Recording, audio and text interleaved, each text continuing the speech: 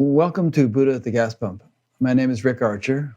Buddha at the Gas Pump is an ongoing series of interviews with spiritually awakening people. I've done about 535 of them now. The number keeps going up. If this is new to you and you'd like to check out previous ones, please go to batgap.com and check out the past interviews menu, where you'll see all the previous ones organized in several different ways. This program is made possible by the support of appreciative listeners and viewers. So if you appreciate it and you feel like supporting it in any amount, there's a PayPal button on every page of the website. Those who didn't tune in last week will have heard or will not have heard my explanation of why I have a little bit of a black eye. It's a lot better this week, but it's still visible. So in case you're curious, I had a little skin cancer removed from there, and it gave me a black eye, which is mostly healed now, and it's not a serious skin cancer, so nothing to worry about. My guest this week is Asaira. Welcome, Asaira. Thank you, Rick. It's lovely to be here with you. Yeah, I think we're going to really enjoy this conversation. Asaira is down in Sydney, Australia, and here's a short bio of her.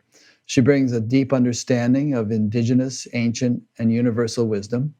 She bridges the gap between the overwhelming challenges we face in the world today and our spiritual journey. As a powerful advocate for conscious change, Asaira is highly engaged in today's social issues.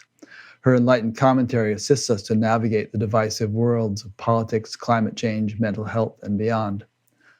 And I really like the fact that you talk about that stuff, because to me, spirituality has always been intertwined with the world and society and what we see in the world.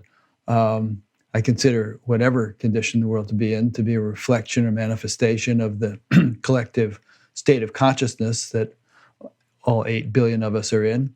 And if we want to change the world, we've got to change that state of consciousness. And then when we do, the world will naturally change, which is not to say we don't also have to work on things in the world. But if we do that from, Einstein or somebody said that if we try to solve a problem from the same level of consciousness at which it was created, nothing's going to change, right? Mm-hmm. Exactly. That's so true. Look, I think it's really interesting that in principle and truth, being spiritual is about recognizing what is, bringing ourselves back into a conscious relationship with that. However, ironically, very often the spiritual traditions have gone about that by a way of removing ourselves from the real world and, the worldly events. And I see that, sadly, in many ways, that's contributed to the challenges that we're facing now today, that there has been quite a schism between the quest to be more spiritual or open-hearted compared to surviving, let alone succeeding in the world. Yeah. And I see that many spiritual seekers find that very challenging. Well, you use the phrase the real world, and a lot of spiritual teachings have emphasized that the world isn't real. And that might be a useful teaching if you're a recluse. And many spiritual traditions, the custodians of those traditions, say Shankaracharya's tradition and so on, were recluses. And so they emphasize that value of, the world is Maya and so on. But it's really not an appropriate teaching for people trying to live in the world, for householders, which is who the vast majority of people are, spiritual seekers or otherwise. So a more integrative, holistic, all-encompassing approach needs to be available for the vast majority of us.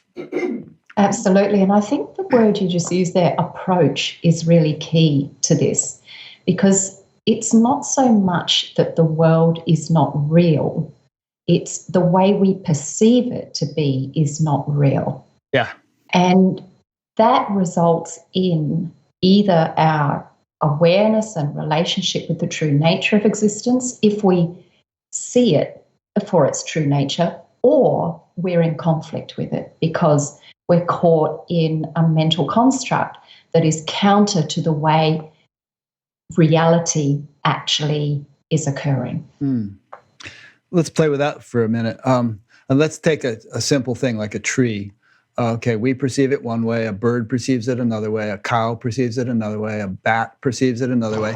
And yet there is something there that all these beings kind of are perceiving, but despite the fact that they're all perceiving it vastly differently. So, what is the real tree? Well, I think this is one of the issues for the human mind, is that we're constantly seeking to make something an absolute and to pin it down in defined terms instead of experience the phenomenon. And I guess, generally speaking, most sages who are awakening or experience a greater awakening arrive at that recognition that we can't actually put things in boxes. We cannot make things absolute. We can only have an experience of it.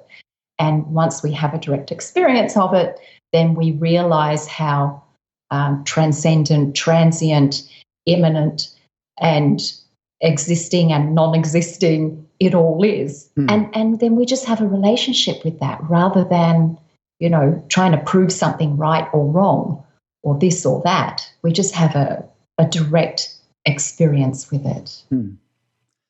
Seems to me that one precious aptitude humans have is the possibility of, back to the tree again, of apprehending the essential nature of the tree through first having apprehended the essential nature of themselves, and then having that mature to the point where it is seen that everything is that. So, and in addition to that, one would naturally have the bandwidth that a human nervous system is capable of. You're not going to see infrared, like some birds supposedly can, or the, other aspects of the perception that other animals might have the capability of. But you do have that ability to see something that is universal and beyond human perception, which is, or rather just not, more universal than the perception of any individual being, which is the essential nature of things. True. Interestingly, my observation and insights are that the human has radically lost that capacity, that we had that capacity much more actively engaged historically, when we were living at one with nature. So Indigenous people tend to have a much deeper wiring of this greater expansive perceptual field. Yeah. And that's because, as Indigenous people, we're plugged into the whole system, the cosmos, the inner self, nature, every living thing. And all of those things are an extension of ourself and are also manifesting ourself, which means that we have an incredibly wide open radius of awareness. And I see that there's a direct similarity between a spiritual seeker, a sage, or a Buddha, and an Indigenous state of awareness. Mm-hmm. Yeah. You wouldn't find too many Indigenous people who had retained their traditional values, who would be materialists, who would regard the world as dumb matter without any sentience, without any divinity inherent in it. Absolutely. Just does not occur right. in the Indigenous mindset. Yeah. And this is actually a key point that I think we'll elaborate on in our conversation, because we're going to be talking about the state of the world. And I think to a great degree, primarily the state of the world such as it is, the problematic nature of our current situation is a reflection or a manifestation of the materialist paradigm being predominant ever since modern science kind of took over. And, the rejection of the notion that there's anything living or in a rock or anything divine or conscious about the planet itself, and all kinds of other examples we could cite. Sure. Yeah.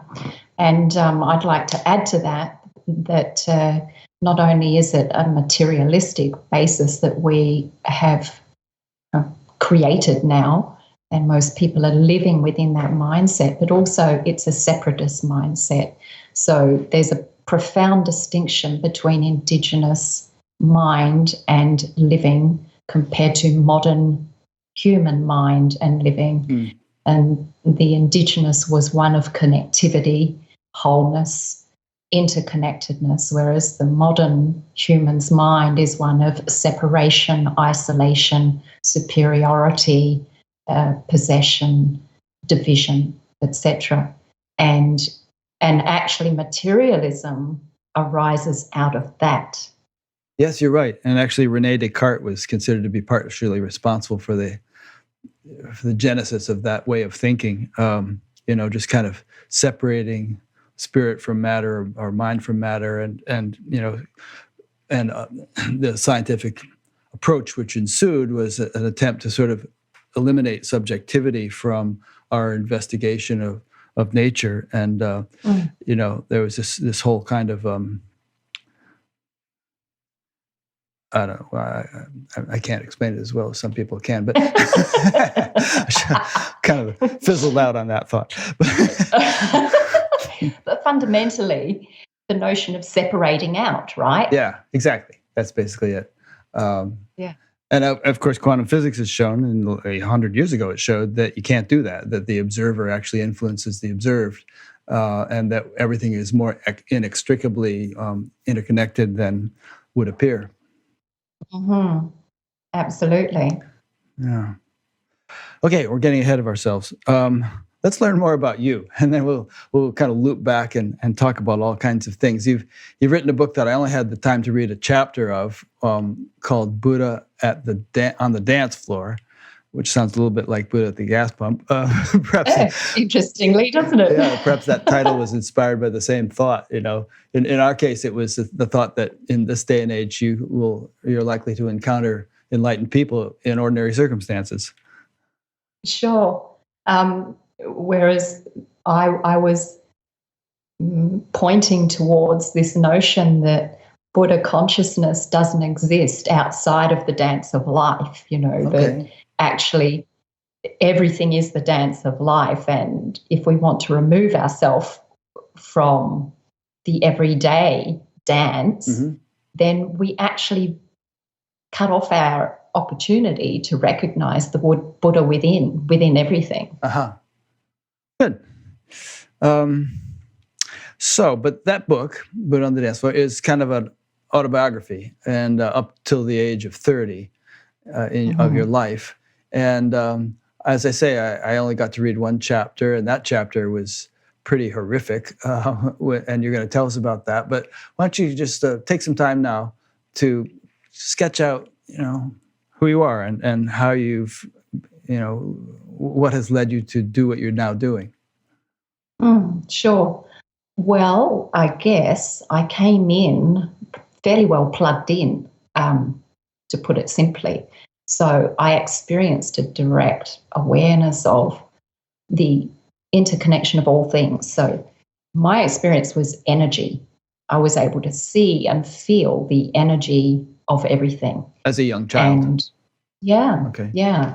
And of course, as a result of that, because I was seeing things in that way and feeling and hearing things in that way, I wasn't behaving in a typical manner.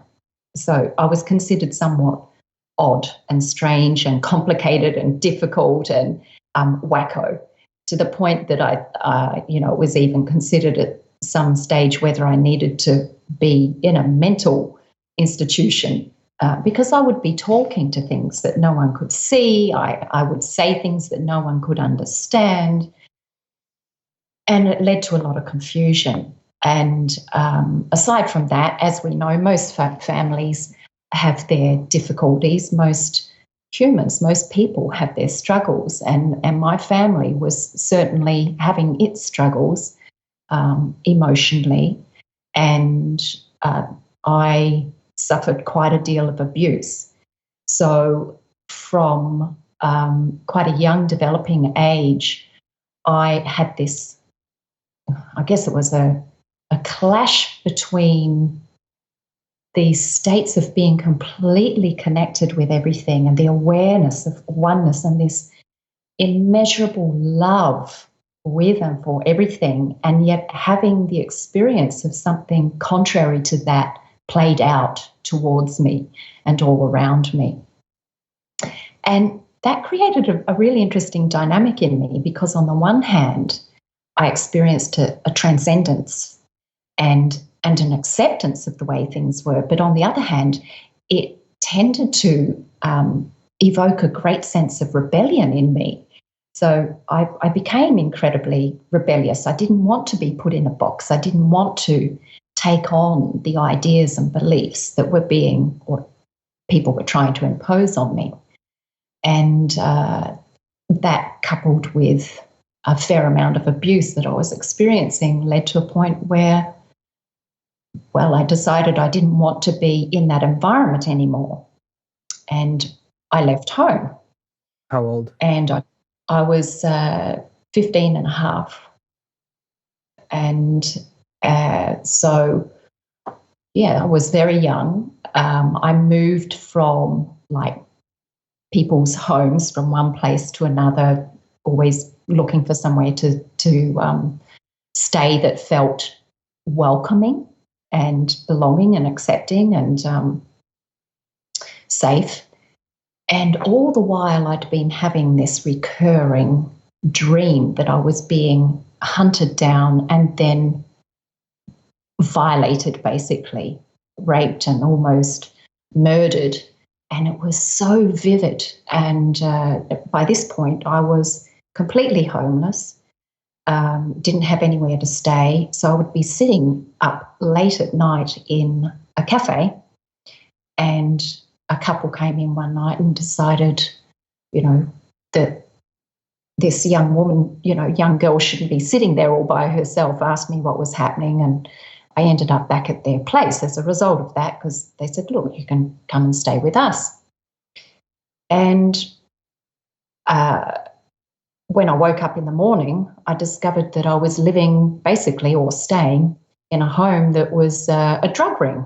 So there were people coming and going who were dealing and using drugs, and yet everyone was completely accepting of everyone, and they were all being really friendly and kind to me. And so I felt a degree of welcome. However, there was a man living there who took quite a strong shine to me and was basically following me around everywhere, trying to involve me in everything, to the point that he started to make advances on me after a period of time, which weren't in my interests. And consequently, because he couldn't get what he wanted, he proceeded to violate me, like extremely abusively. And my life was on the edge, literally. So well, you just skimmed over in 2 sentences what took you quite a few pages to describe, but basically he practically killed you. He beat you to a pulp, broke your nose, beat you for several hours, and you nearly died. Right. And well, the interesting thing is, and this is an example of what I was saying before, this contrast between the reality of what was happening at the physical level compared to the experience I held as consciousness. So in the middle of that, as this man was literally trying to kill me and stating it, that he would absolutely kill me. I was not going to get out of there alive. My life was on such a thin edge that I knew if I did not harness every degree of my conscious presence, I would die. And so I completely focused, absolute one-pointed awareness. And in that moment, I literally became everything. I became the room, I became him, I became the space, I was the body being murdered, I was everything. And in that, I was able to see that man's soul and consciousness. And the reason he was doing what he was doing was because he was so disconnected. He was so broken and without love. And that in that woundedness, he was so desperate for connection. And so hurt from not having had it that he went about it in a way of violation. That was his own violation that he was acting out. And in seeing that, I just felt the most incredible, immeasurable love for this soul. It was endless, this love, just a wish and a prayer that he could remember and know that he is loved, that he is lovable, that he is loved. And literally in that moment, the entire room lit up. And it was literally like 1,000 angels were in the room. And that man, he looked up and he saw this light and he dropped to his knees and he said, "Oh my God, what have I done? I've killed an angel." And he pleaded for my life to be saved. He literally had an awakening. So he picked up my body, called for emergency, and without going into, too many of those details, he realized what he had done. And so on the one hand, he'd had an awakening and, the murderer literally became the savior. On the other hand, he realized what he'd done and that he was in big trouble. So he did a runner. He did what? Now, a runner. He ran away. He ran. Oh, okay. I somehow, when I read it, it sounded to me like after he made that phone call, or you made that phone call, he started beating you again. But yeah, he smashed my head again into the wall. Right. Yeah. So then he took off. Right. So he took off. I ended up in a coma. Now, the second insight that came out of that was, so there I was, the body in the hospital, in a coma. My family's been called. I'm seeing and experiencing everything as consciousness still, watching the body in the hospital room. My family comes in and my father and my mother are standing there absolutely lamenting. My father just crying and crying. And I could hear everything he was thinking. He was thinking, my God, what have I done? I've never told my daughter I love her. I may never get the chance again. And in that instant, I had this, I don't even know how to describe it. It was a timelessness where I saw every previous incarnation and the purpose of this incarnation, why I had come here and that I hadn't finished yet. It was all pieced together. I was able to see the whole thing and realize, oh, right, I better get back to it. I've got something more to do.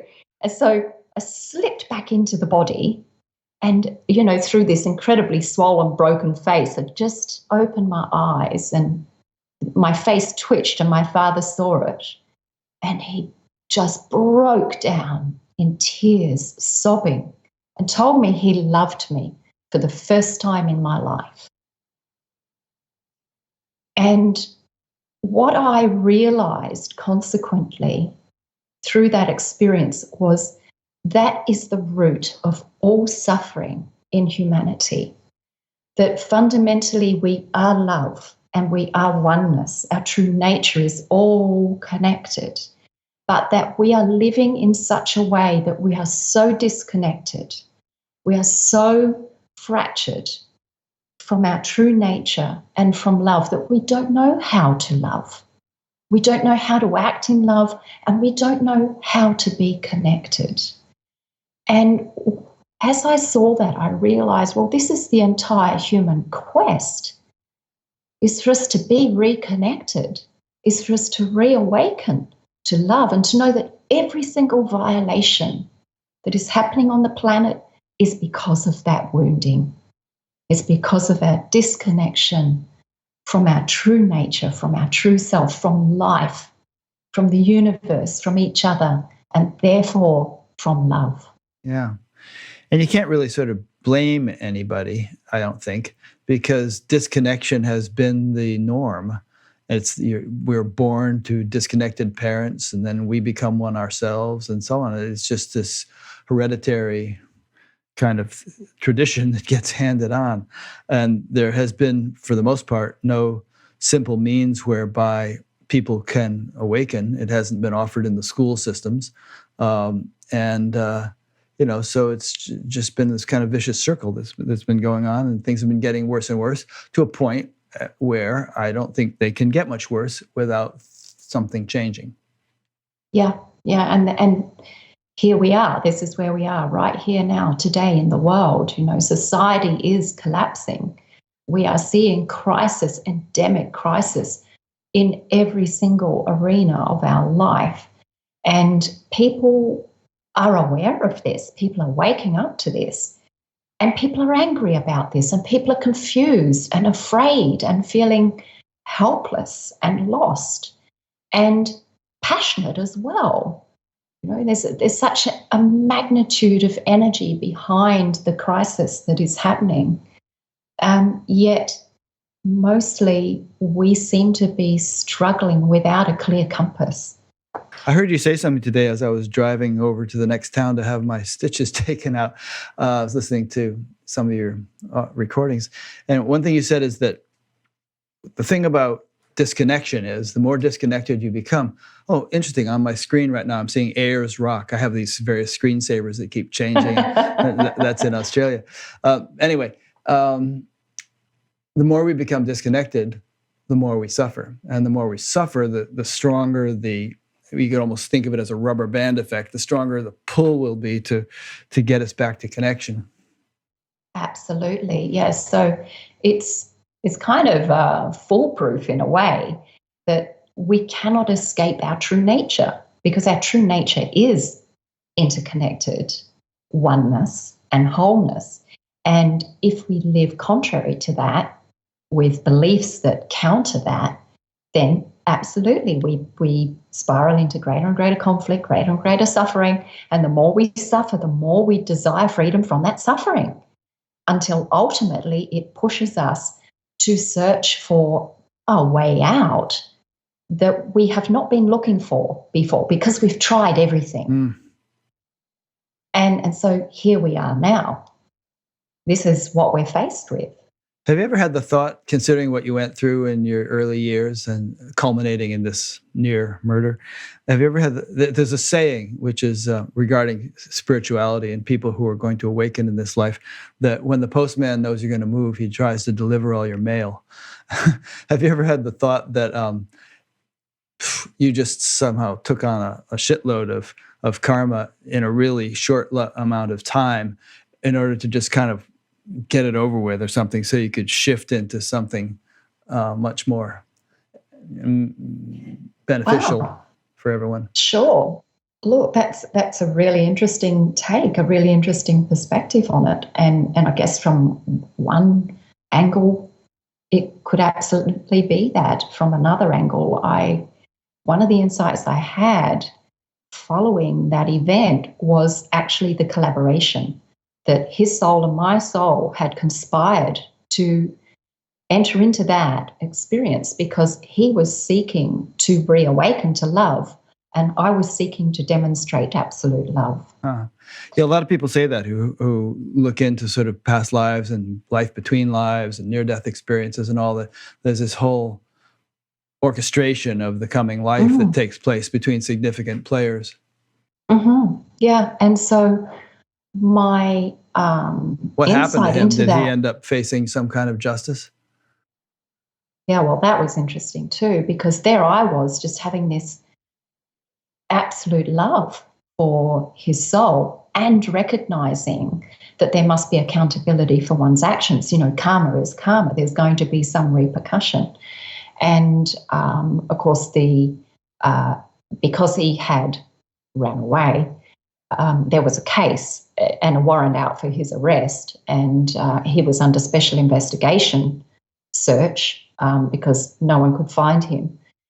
And 2 years later, when I was more or less getting on with my life, I saw him walking on the other side of the road, and it kind of really threw me. And I told my mother, and the dilemma I was in, that on the one hand, feeling this incredible understanding and compassion and even beyond forgiveness, because I understood how and why he acted the way he did. And on the other hand, knowing, well, there needs to be some kind of accountability. And my mother said, look, you know what you need to do. And I did know. I knew I needed to report him, because he obviously was not right to be able to act in that way, and it could be a danger to others. So I contacted the department, and they called the next day and they said, look, we've got some good news for you. And I thought, well, that's very strange. They said, well, we've tracked him down and he's no longer living. He literally died the day before. He dropped dead on the factory floor. He died of an aneurysm. Wow, interesting. Which is very interesting because the most damage he did was actually to my head. He beat my head severely. So he was no longer living. Have you, since you do have some rather extraordinary perceptions of things that people ordinarily don't see, have you had any kind of communication with his soul since his death? Yes, I did. And he, it was, I guess, a continuum of what I was saying before, this insight into the collaboration, that there had been a quest for his soul to awaken and that he was going to take on a life to make amends for that, that he was now awake to, love and the opportunity to live and act and recreate from love. And so his next life would be to try to make some amends. Yeah. And so for myself, I saw that whilst we can conceptually know the power of love and the relevance of love, it really isn't a truth unless we have a direct experience of it. And so the life experiences I have had really are a foundation of direct experience, direct insight into the true nature of ourself and life, and how we can actually transcend the usual conflicts that are existing in our world. I mean, if I can make that connection and see the relevance of that man's soul despite the magnitude of his abuse to me, I'm human, you're human. We can all arrive at that place. We are all able to reconnect to that essence of love and awareness, that we recognize ourselves in each other, and we recognize the woundedness, and we recognize the same quest. I'm thinking of Christ as you say this, who said, as he was being crucified, "Forgive them, Father, for they know not what they do." And it was absolutely that for me. So there you were still a teenager when this happened, and you're in the hospital. It must have taken you quite a while to even be able to get out of the hospital. And so, how did you proceed from there? How did you kind of discover, if you hadn't really discovered it, a spiritual path and pursue it? What teachers have you had? I mean, how did you get to be doing what you're doing now? Fill in some details. So, interestingly, my recovery was considered miraculous. And I understand, once again, that was because of the love, the vibration of love and freedom. As when I returned to the body, the most prominent thing in my awareness was, I am unbreakable. I am the infinite energy, life, love. I remain forever whole.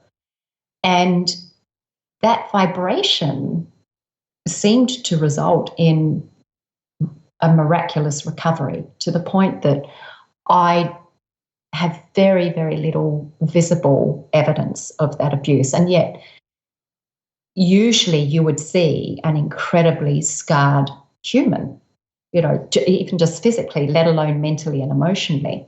And so my recovery was incredibly, almost instant. And I recognized the process of healing that was, I guess, underway then for the family, that, it was like an acceleration for the family to go through some kind of awakening and healing. And from there, actually, my conscious connection only deepened and expanded to the point that people were literally strangers. were literally coming up to me and asking me for guidance. Oh, interesting.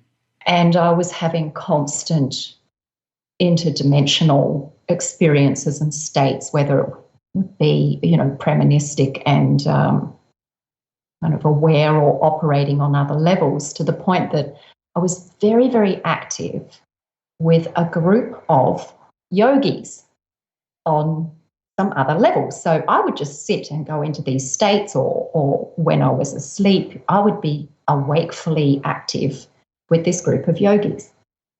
And we'd sit in this circle, and there'd be these discussions of what was happening with life, with humanity, and all very, metaphysical, philosophical interactions.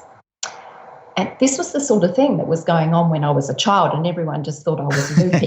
You're just picking right up where you left off. And I would be like, I'd start talking in some unknown language, and it turned out I had actually been chanting in Sanskrit. Wow. This is actually when you were a child, you mean? You would do that. Oh, interesting. Yeah. So anyway, within this circle, there was one particular or two particular lamas who were constant. One I would literally travel with and be in different places with consistently. And he visited me in one of these states and told me to be prepared that he was coming to meet me. Now, this is the sort of thing that a psychiatrist would usually say, oh, you've got schizophrenia, right? Yeah. So who cares what they say? Yeah. So this is what's going on, right? Anyway, my mother, in the meantime, has met a woman who's really spiritually interested, and she starts realizing even more the spiritual nature of me, that there's something not usual about me. And I start to tell her friend all about these dreams and visitations. She says, oh, you should go to Buddha House. And as soon as she said it, it was like a bolt of energy went through me. It was like, oh, yes, true. So I got up, I opened up, and those days there were phone books, right? I actually still have some in the closet. Still have some. They still have numbers in them. I opened up the phone book, and I kid you not, literally the page that it opened on, there was Buddha House. So I called, and I was falling out of myself. I couldn't talk fast enough, telling this monk on the other end of the line everything that had been happening. Said, you must come, you have to come here. And Where there are are they, lamas in Sydney? coming. That was in Adelaide. Adelaide, okay. I grew up in Adelaide. Right. So I go to this Buddha House, and this monk is telling me that these lamas are due to arrive within a matter of a couple of weeks. Well, 2 weeks later, this lama turns up on the doorstep, and he's the lama that I had been traveling with and visiting on these other levels my whole life. And we just laughed and cried and He looked at each recognized other you like too, old as friends. being this person that he had been traveling with? Cool. Absolutely. Wow. And we just hugged and laughed and cried.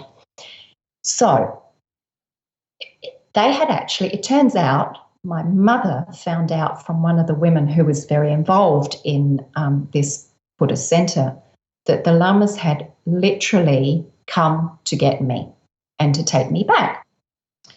And so then I spent time with the Tibetan Buddhist fraternity. I was initiated, ordained by His Holiness Dalai Lama. I spent private time with him. So you went to Tibet or to India?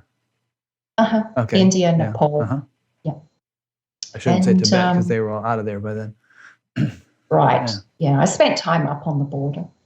And so that was a period of preparation for me. It was, I had been praying for people that could understand me, people who were like me. I'd been praying for that because I just felt like I must have taken a wrong turn. What have I done? I've come in at the wrong place, the wrong time. What did I do? Took a wrong turn in the universe somewhere.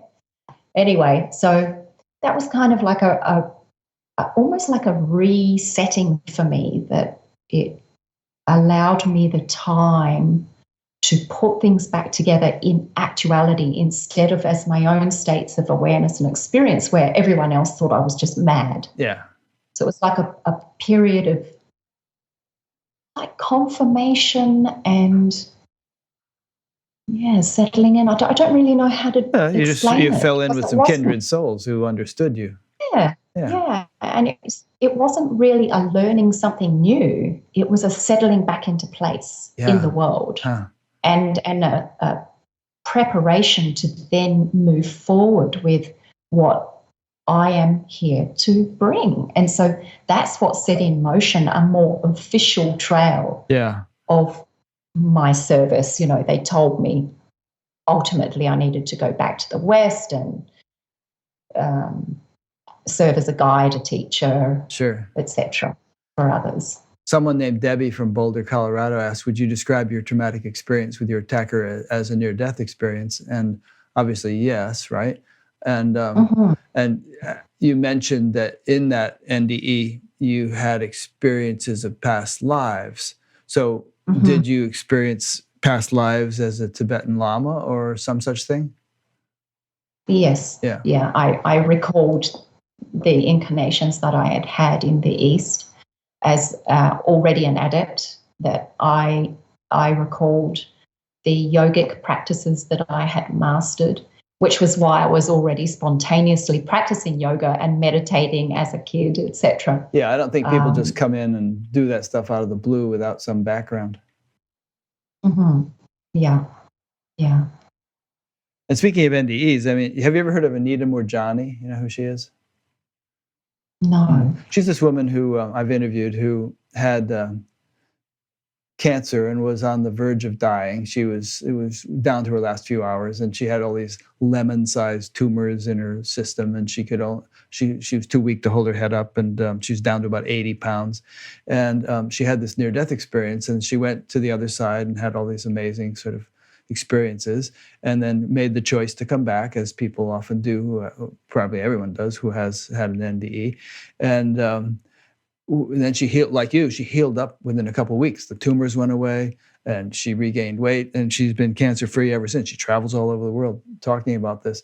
But it's interesting how dipping into that profound state can bring about such radical healing when you come back. Totally. And my observation of that is because in that wide open frequency of consciousness, it's a much higher energy vibration, and it is actually cohesive and connected. So, those of you who know NLP, the muscle testing programming, and all the muscle testing method, right? We know basically why that works is because there is a vibration of truth compared to what is not true, right? And so when we are aligned with what is true, it is absolutely cohesive. And so that's power. That's whole vital energy. Everything is plugged in and connected. And so that's actually what happens in an NDE. It's what happens when we're in a state of samadhi, or when we're in a really deep meditative state, or we have epiphany. We're literally plugging back into the whole field of truth and consciousness. So it's power, and everything has the capacity to restore itself when we're in that state of vibration. Yeah. So I have some notes from your book here, and various things I've taken down, but I might not even need to refer to them, because I think, well, I'll do that as we go along. But so how many years now have you been teaching or serving in this kind of capacity? 30 plus. Oh, wow. Long time. And mostly Australia and online? Oh, no, internationally and traveling as well. around? Mm-hmm. Okay, great. And what have you actually been teaching? Those who work with you, what do they learn?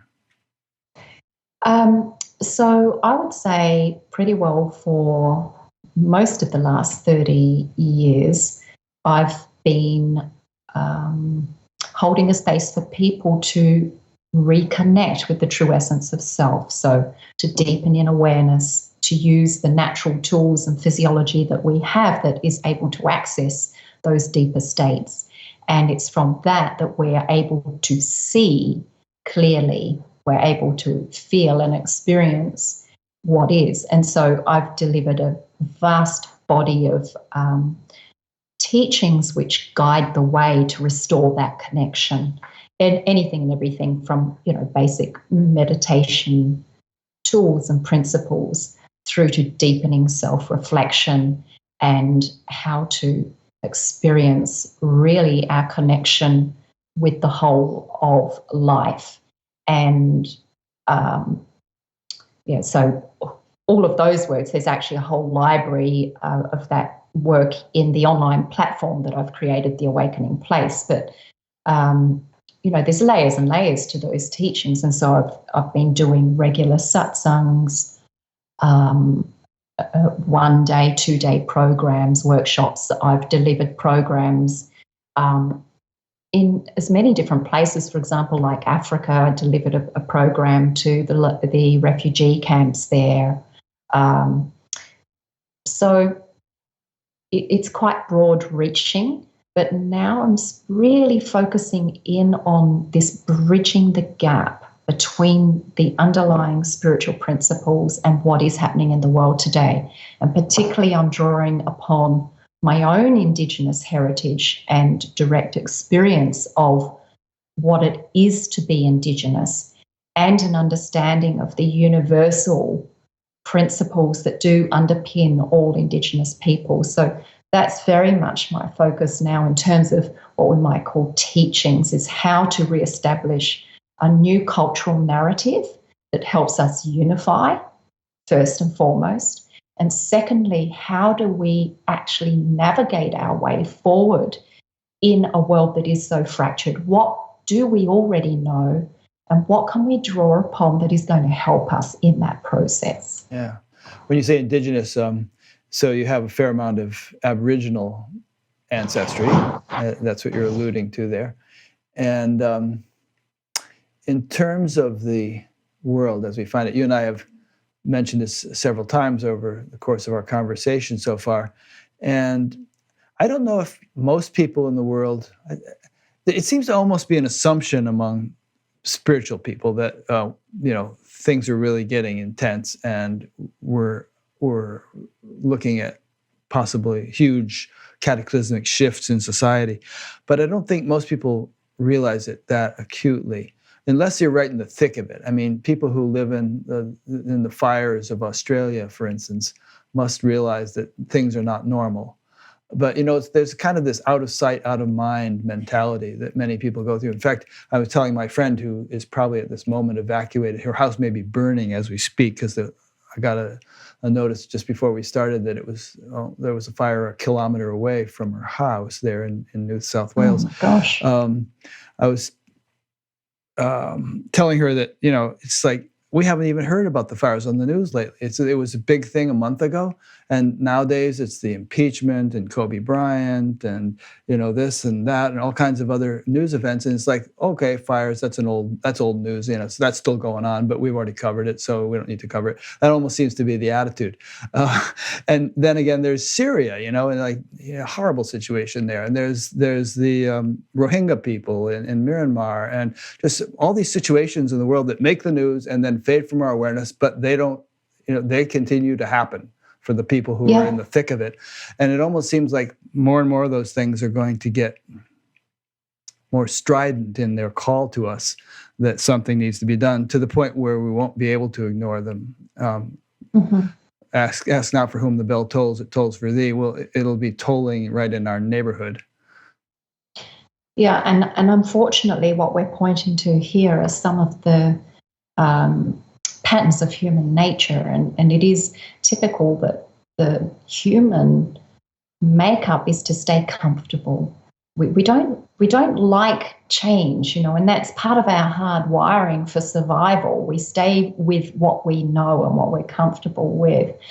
And I see that underlies one of the strongest reasons as to why we're not changing and acting despite the warning signs, because until it is right in our own camp, we actually really don't relate to it strongly enough, which is, actually ridiculous.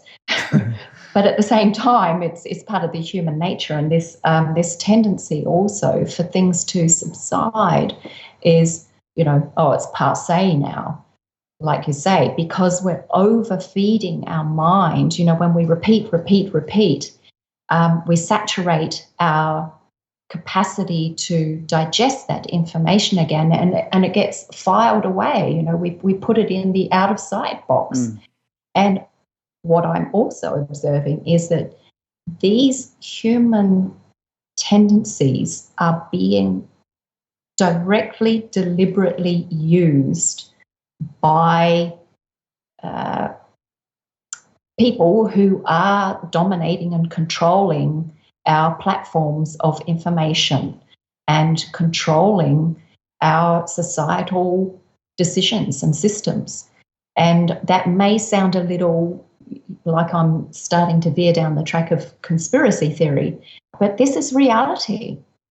Well, it really does, and some politicians are quite masterful at it. They know how to play into that mindset, take advantage of it, and get people to think in their narrow groove and to ignore quite compelling evidence to the contrary. Yeah, distraction and deflection, and for example, Facebook. It's admitted, and it's been proven that they used psychological research to develop devices that are addictive and distracting. Yeah, I've heard that. Yeah. So we're living in this giant echo chamber, which has magnified some of the least conscious human attributes and the makeup of human behavior. And that's a very challenging thing, because the general demeanor of the average human already is out of alignment with a more conscious self. And so you add to that the fact that we're living in this world of like a giant echo chamber that's just feeding back all of the behaviors and conditions that create that to start with, and that effect multiplies. Well, if you're in alignment, you wouldn't be so susceptible to those kinds of tactics. Well, one would like to hope so. One of the things that I remind a lot of my audience about, though, is that most of what's happening in the human experience is at the subconscious level. There's a whole lot of processing that's going on that we're not even aware of. And that happens automatically. And so we're transceivers, we're transmitting and receiving information, gazillions of bits of data that we're not even aware of. And the subconscious is processing it. And what happens is that the most compelling data takes the most immediate reference of attention. And so there's an energy that corresponds with that, and that is, when it is fear-based, when it is pain-based, when it is, it's a dominating energy. It actually sparks off how do I put that? It's like a synapse of mirroring. And so those parts of one's own brain that have those references are sparked into activity. And this is why I remind my audience, look, you can be practicing meditation, you can be so deeply committed and have the intention for mindfulness and aware living. And we are living in a world that you are being bombarded every single day with subliminal messages and an environment of unconscious mindsets and behaviors. And that pulls the subconscious into that mode. And so it takes an incredible amount of vigilance, far more vigilance in today's environment than in the time of Buddha, far more.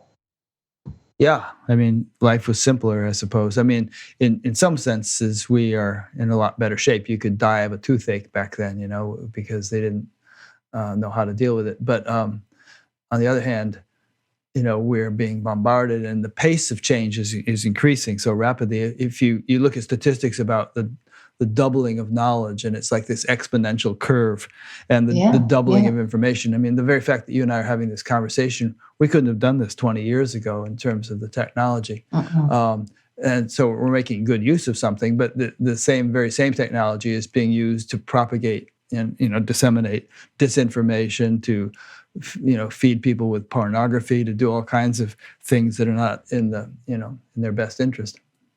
Absolutely. Yeah. Yeah. It's a catch-22, isn't it? Yeah. I often reflect on this dilemma, the irony of it, that, I'm utilizing this platform, and yes, there's benefit, and the design of the platform is counter to awakening. So the design of the platform itself, and when I say platform, You mean I'm the referring to all whole social YouTube, media. the whole thing, yeah. Yeah, social media platform. Its design is specifically dualistic. It is designed to polarize. And when you engage with a medium that is designed to polarize, you go with the drama. So drama draws our attention, which pulls us into the least conscious content. So it takes incredible presence and vigilance to move against that stream. They call it clickbait, They all these things flash at you, and it's like, ooh, this looks tasty. I think I'll click there, and and then you get sucked into some ridiculous story about something or other. And it's just mindless. It's distractions. Yeah. It's of no true value. And this leads to one of the biggest issues we're facing today, and especially with the advent of AI, where we're heading with artificial intelligence, and that actually our world is becoming more and more dominated by data.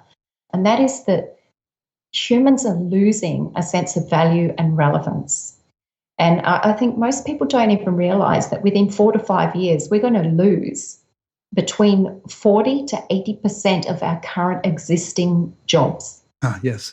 And when that happens, and we're talking that is looming, we are already experiencing a value crisis already. Why do you think there's such a magnitude of depression? The statistics of depression in developed countries is phenomenal. It's off the charts. And underpinning that is a loss of value and meaning. Right. So you then add and to drug it, addiction as a consequence, and all violence. of these symptoms. Yeah. The thing is, there's a All of silver these- lining in this, because most jobs are crap. Who would want to do that all day? And if society could be structured, and it could be, but if it is structured such that people can utilize the leisure time that they will be having to do spiritual practice, to do something constructive, then wow, there could be this real flourishing in society. So it's just a matter of kind of part of the whole metamorphosis we're going through, I think, is going to involve a complete restructuring of our values, of our economic systems, our political systems. All that stuff is completely upside down and has to be, reshuffled and made, made sensible. Yeah. Yeah. And that's one of my central campaigns now that I've been developing, is the regeneration campaign, is recognizing we're all part of this generation. Doesn't matter what age we are or which background we have, which part of the world we come from. We're part of this generation here now that is faced with simultaneously incredible crisis but incredible opportunity. And we are all recognizing we want to restore, reshape, reawaken, remember, remodel, revision, reimagine our society. And that is our quest. And this is my message about this to the world at large, is this is why spirituality is so relevant, because our spiritual journey is the very thing that plugs us into greater imagination, greater possibility, and a different level of thinking. You commented right at the beginning that Albert Einstein famously stated, no problem can be solved at the same level at which it was created. And that's what spirituality provides us with, is a connection and a way to start accessing a different level of connection and imagining. And without that, what happens is the echo chamber, we just keep recreating our history. We keep reverting to the same old beliefs, the same old models, the same old systems. And you know what they say about doing the same thing and expecting different results. Insanity. I think Einstein said Right. that too, apparently. Yeah. And crisis and opportunity. You probably heard that thing about the Chinese pictograph for the word crisis contains a symbol that is the symbol for opportunity. Yeah, yeah. And, you know, that's recognized in nature, that where, you know, whenever there appears to be an event of crisis in nature, it's, in biology, it's called podation. It's this dynamic that happens where it's incredible chaos, but within it is this acceleration of reorganization in order to birth something new. Yeah. And there's also in nature the phenomenon of phase transition, where a system goes through a turbulent phase as it shifts from one state to another.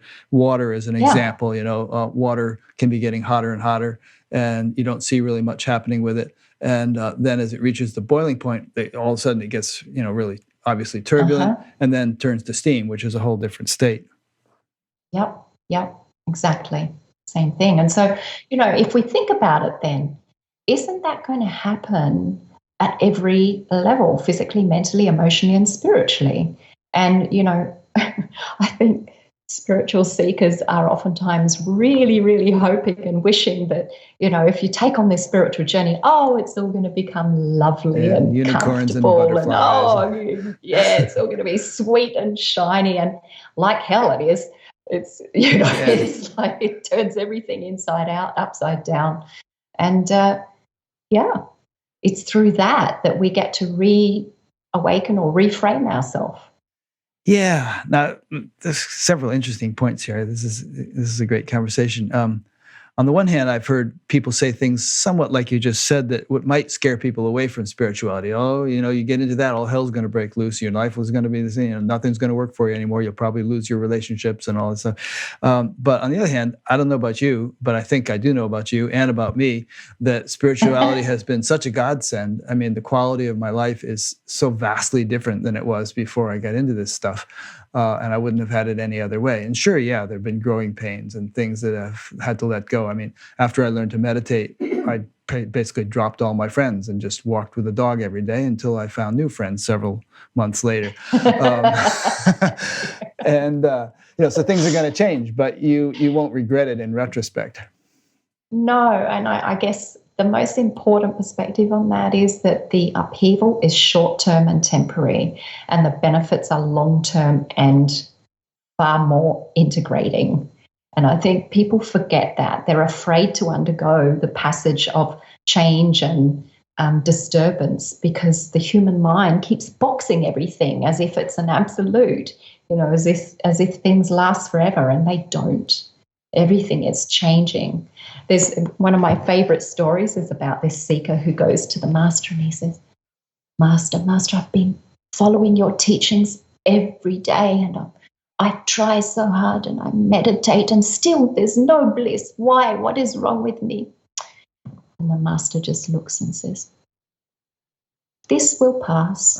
And so the student thinks, great, okay. He's right. He's saying it's going to change soon. I'll just keep practicing. He goes back and he practices, and ta-da! Oh, the bliss! Oh, the wonder! Oh, the sweet joy! And he's so overjoyed with this bliss and light. He goes to the master. He says, Master, thank you so much. Thank you. I have arrived in bliss. And the master looks and he says, this will pass. This too will pass. Yeah. Well, that's a good story, but we do arrive at something which seems to abide, do we not? Things come and go, but sort of a foundation gets built, which doesn't come and go. Yeah, absolutely. Yeah, it's the recognition of that which is unchanged. But I guess that little story kind of warns us against the attachment to the phenomenon on the surface. Yeah. You know, that we mistake our sense of self or reality for that, instead of recognizing the underlying nature. Yeah. I think it might also warn us against that little story, warn us against the sort of the "I'm done" syndrome, where Yeah. people have some Yeah. breakthrough and then they feel, I'm done. Okay, now I should go out and save the world or something. And I can pretty much do anything I want now because I'm perfect, and it's not me doing it anyway. So, I mean, I see this stuff, personally, I think it's a much more healthy attitude to, in a way, always have the attitude of a beginner. Always have the feeling like I am a work in progress.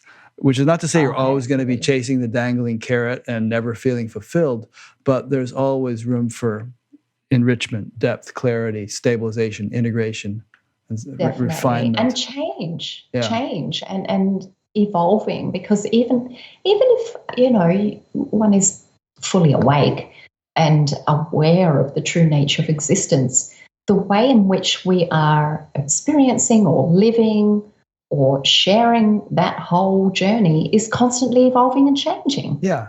I mean, has that full awakeness, if there is such a thing, is it as clear as it could conceivably be? Is it as integrated as it could possibly be into our relative life? Have all of our various faculties, blossomed in their fullest possible potential?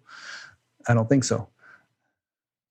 Because it can always be expressed in so many more ways. Yeah, exactly. Yeah. Yeah. Now, back to our central theme, the Science of Non-Duality Conference in California, which I've been going to for about 10 years now. The theme of this coming year's conference is going to be living and dying. And I'm thinking of giving my talk about the following, which is that if you look at the science without necessarily having in your awareness every possible, trick that nature might have up its sleeve. But if you look at the science, a good argument can be made that we're really heading for a difficult time, primarily due to climate change. And there are some people, Catherine Ingram is one who I've interviewed, and she lives in Australia now, actually, Byron Bay, who feel like we're heading for extinction. And it's not going to be that far off.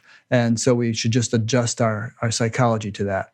And if you read a long, beautifully written article that she wrote, she lays it out pretty logically. Okay, this is going to happen. There's these tipping points. The methane is releasing. The ice caps are going to melt, and all this stuff's going to happen. There's going to be mass migrations, and you can't say with certainty that she's wrong.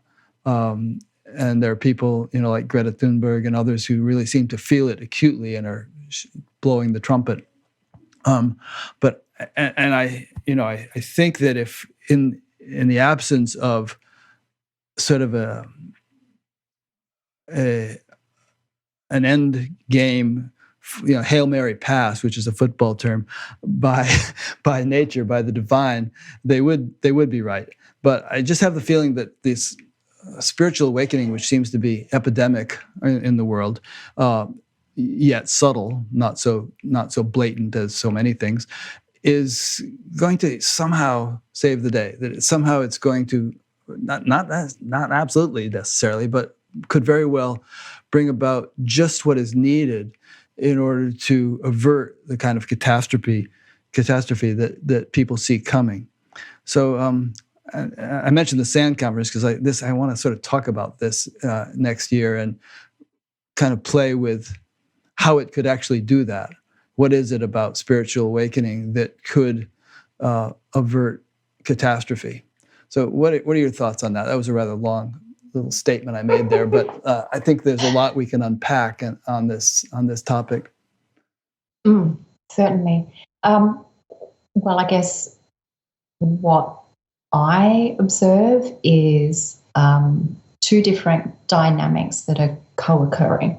We have an upward spiral of this awakening movement that certainly there's a far greater percentage of our populace on the planet that are more awake and at will seeking greater awakening. And then on the other end of the scale, we have this deepening movement into the misinformation, the lies, the ego, the corruption, the distortion, the control, etc.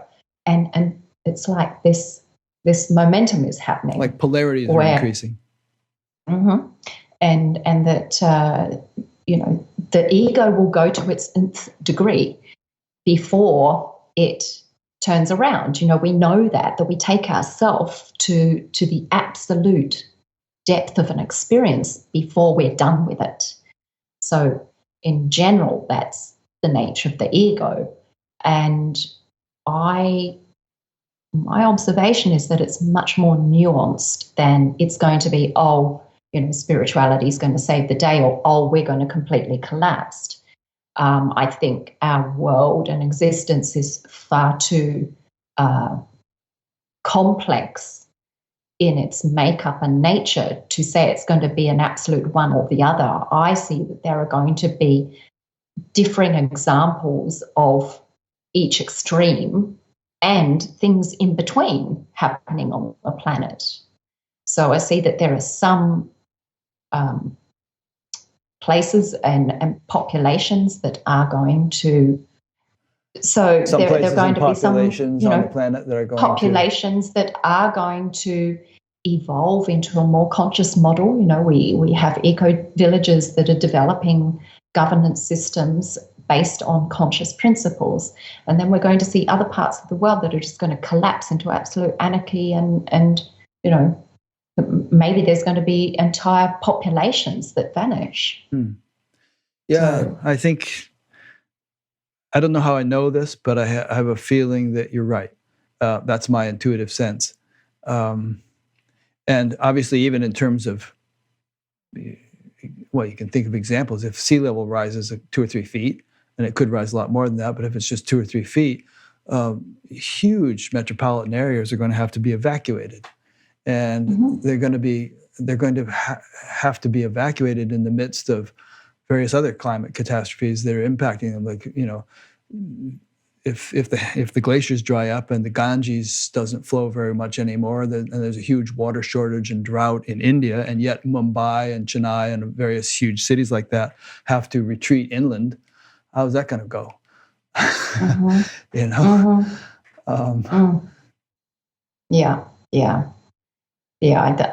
I just see that there's going to be such a vast array of every different type of dynamic happening in the world over the next decade. Yeah. Yeah. And so what do we do? I mean, do we stock up on canned goods and bunker ourselves in some kind of underground, shelter, or what? I mean, you talk about these little communities, but can they really be insulated or isolated from the rest of society? Well, at this stage, no, not entirely. And look, everyone will choose their own way of coping or responding or creating. And my own recommendation is that whatever we are doing, is that we begin to look at the underpinning principles and dynamics of life itself that actually bring life together, that creates wholeness and growth and thriving, not just surviving. And if we start to realign ourselves with those principles, we'll begin to access imaginations, solutions, new ways of living and creating that we can't yet imagine because we're not accessing all of the points of information that we need. And so for those of you who might be interested in what I'm really talking about, this is in a work I'm delivering called The 4 Pillars of Law.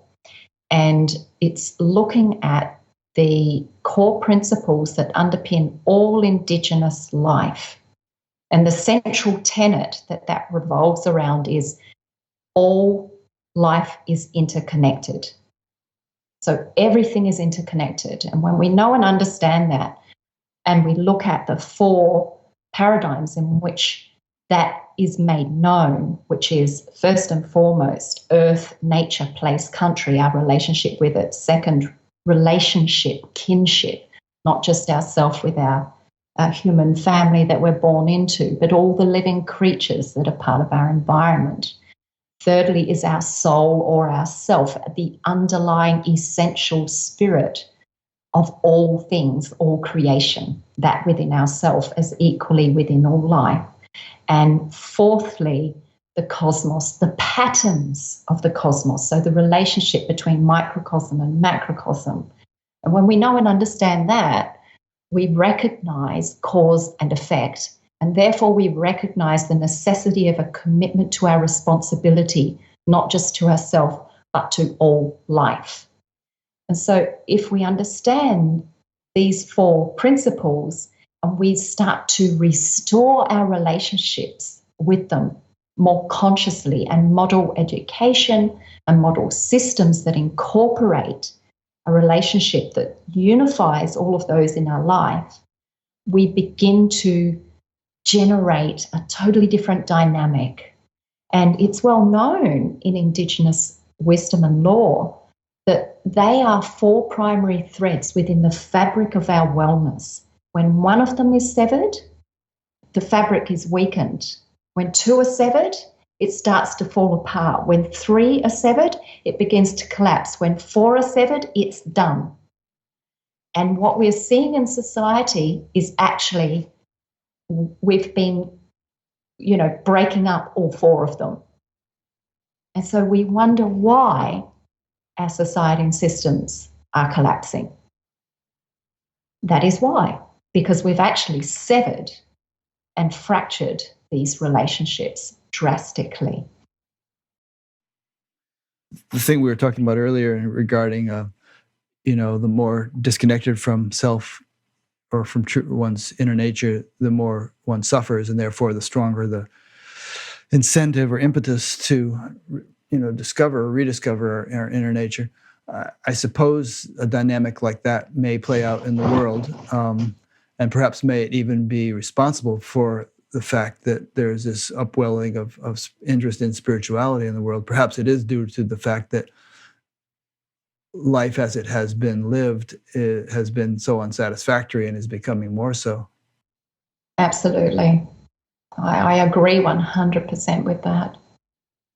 But boy, there's some people who really dig their heels in, aren't there? I mean, half the politicians in the United States, one particular party, for the most part, denies climate change. Trump says it's a hoax perpetrated by the Chinese to gain some economic advantage. So they completely disregard science, and they craft policy accordingly. Trump has reversed and dismantled so many environmental things. Just today, the news came out that there's some beautiful wild areas in Utah that he's going to open up to mining and other kinds of economic exploitation. So, I have an interesting theory on this. What is that? Well, I don't totally agree that these politicians and leaders are actually as much in denial as they say they are. Yeah. I don't believe they're actually in total denial and totally disagree. In fact, I believe a lot of their activity is because underneath it, they do know it is real, but there is an extreme attachment to the way things are. There is so much invested for them in the way things are that they are doing absolutely everything possible to protect that and to prevent a change. I think you're right. I mean, that's what the word conservative means, basically, is trying to conserve or maintain the status quo and not let things change.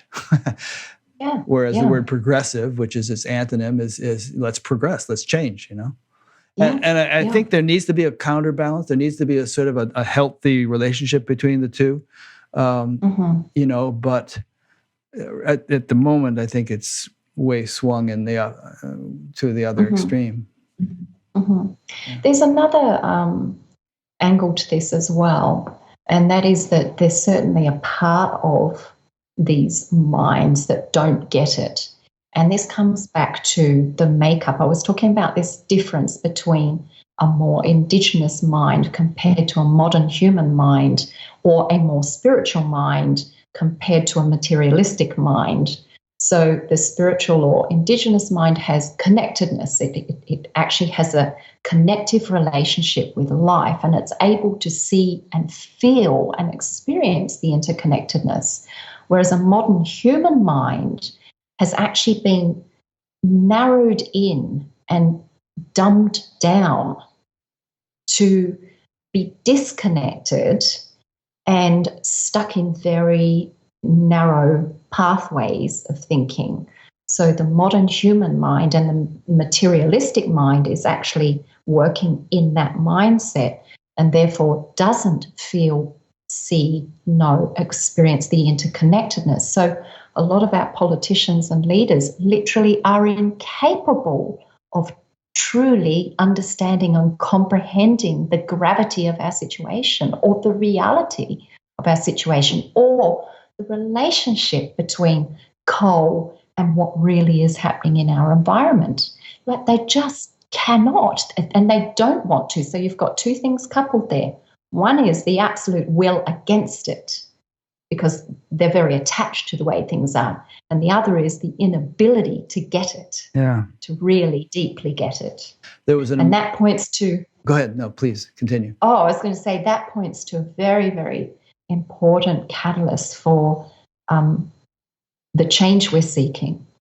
And that is our hearts, love, kindness, and empathy. Because unless we create an experience of connectedness with each other and environment, we don't have a direct personal emotional relationship with it. And we can't care. And that's why our current models of politics cannot and will not work because they are centralized. And when things are centralized, they're disconnected. It's not a connected fabric.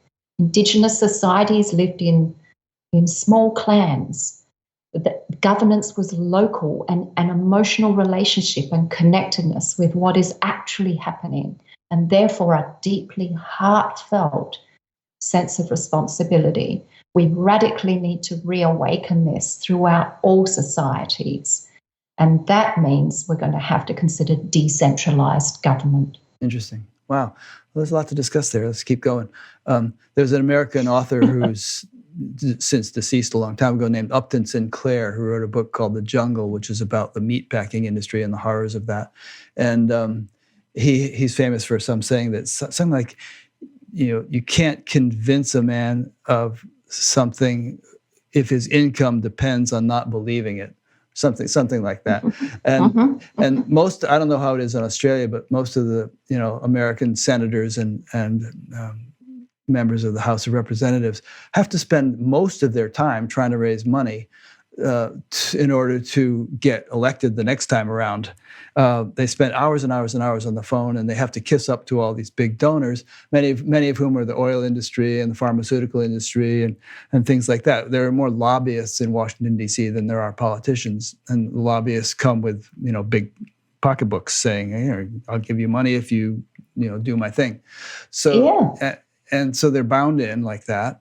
And there's also this, and if we, rather than paint the lobbyists and the industries they represent as demons, look at it from their perspective. They're thinking of the next quarter. They're beholden to their shareholders. The next quarterly profits have to look good. And if the oil industries have 5 times the amount of oil ready to drill, then we can allow to be burned if we want to stay below 2 degrees centigrade. Well, who knows if that's really true? I mean, that's so far off. And decades from now, I think we can go ahead and burn it. And I need to make the shareholders happy, so let's go to Alaska. Hey, and it's great. The ice is melting in the Arctic. Now we can drill in more places. So this is there's this kind of weird, short-term, myopic logic that drives it. It's just what you were saying, that the mind has been narrowed down, and they're like a horse in a race with blinders on that can't kind of see that they could run other places. They have to just run on this track leading them towards who knows what. Yeah. And that's fundamentally materialism, so that's largely, unfortunately, part of the human makeup now at large, that most humans have been overtaken by materialistic values, as if that's our God, that's our measure of comfort, success, happiness, security. And along with it has come the more mind. So separation creates fear, and where there is fear, there's a need to possess and control. So if we're seeking to possess and control, we're going to look to accumulate and acquire. So that's materialism in a circle, right? Yeah, here's a quote from your Now, book. You said, through fear, we seek to protect ourselves and provide for our own individual needs. We don't believe we have enough for ourselves, let alone for anyone else. So exactly. God forbid that anyone should come along and say that wealth should be redistributed, or that everyone should get health care or something like that. Exactly. And I'm going to go again to comparison between indigenous spiritual mindset compared to modern human materialistic mindset. Indigenous people, it is we. We don't see separate me and you. Now, I can use that language because I recognize there's a unique you. And my fundamental experience is we. It's a whole collective. So Indigenous people operate as a collective. It's we. And everything is owned by the we. Yeah. Whereas materialistic, it's me versus you. I think Bernie Sanders' campaign slogan is actually something like "Not me, us," something, or awesome. not me, yeah. we. They even has that on his Yeah. bus, I think. Yeah. However, you think about it, even though even spiritual people have the knowledge of this and the intention of this, most people are not living as if this is true because we're caught in a system where we are controlled by a materialistic model, which means we have to keep protecting our own assets, protect our own survival needs, etc. And that's also generated this subconscious more mind. And so even, for example, the whole, the manifestation kind of All right. movement. I want it's this based pearl on necklace this mind. I Yeah. want. Yeah. I want. And what is really deeply needed and critical on the planet is a shift back to sufficiency mindset. So Indigenous mind, it was sufficient. Everything belonged to everyone. We didn't have to fight and argue over who owned what part of the land because no one owned it. It was the collective reality. And if we continue down this track of trying to protect more and not reestablishing a recognition of what we truly need, what is truly sufficient, and what is of actual substance and value to our life, to our wellness, to our happiness, we're just going to continue creating false models. Mm-hmm.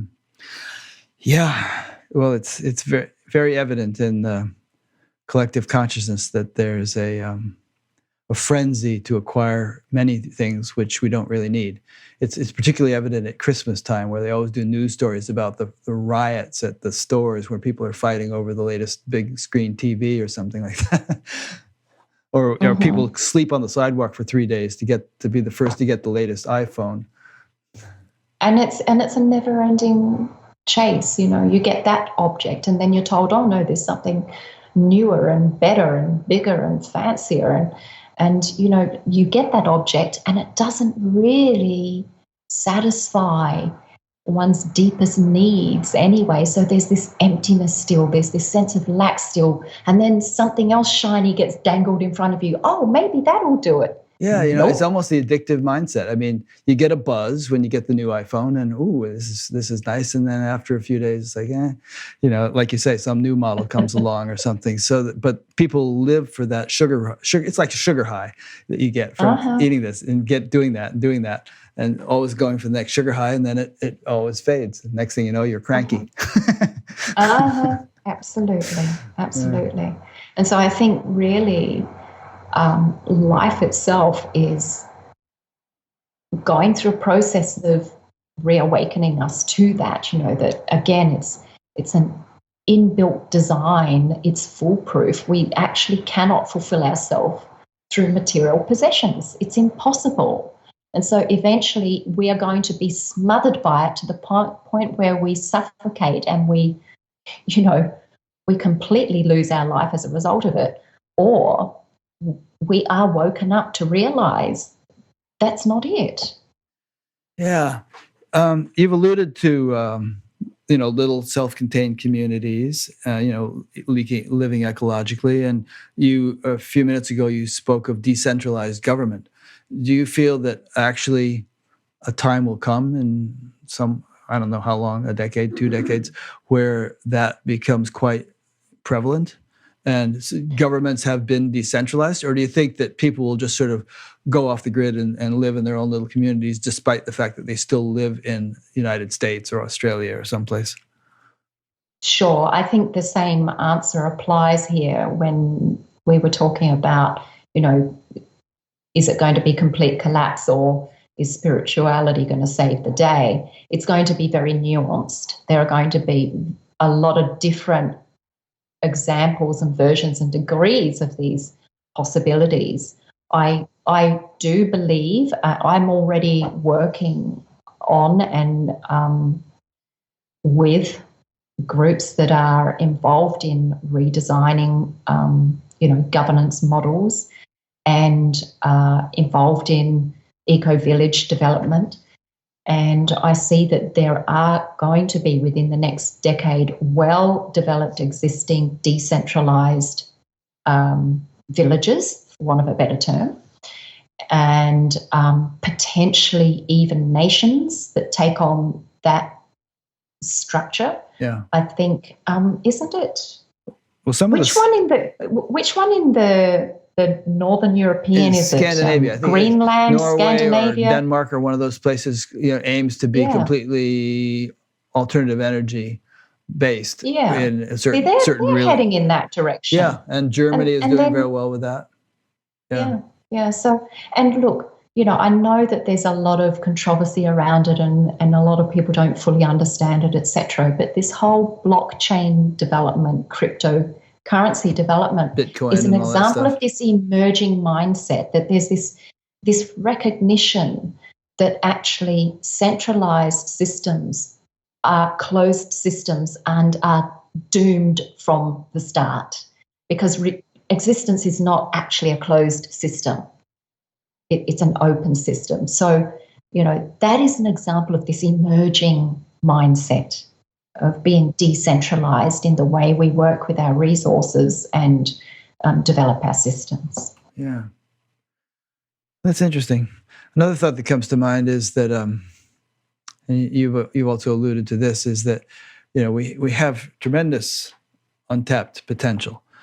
Last week, I interviewed a woman who specializes in studying autistic savants and, people who have these incredible abilities, like being able to sit there and recite pi to 22,000 digits, or sit down and play Tchaikovsky's first piano concerto, having heard it only once and never taken piano lessons, and things like that. So human beings have amazing abilities.